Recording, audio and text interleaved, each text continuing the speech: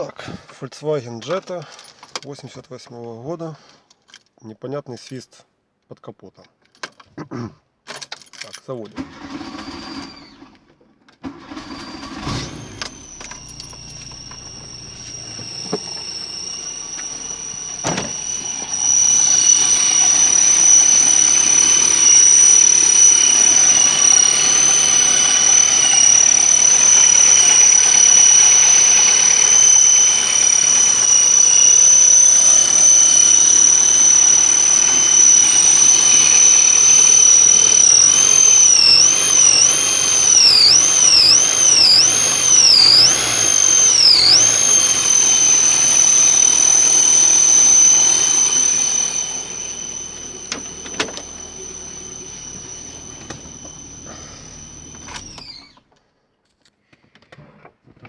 Что это может быть?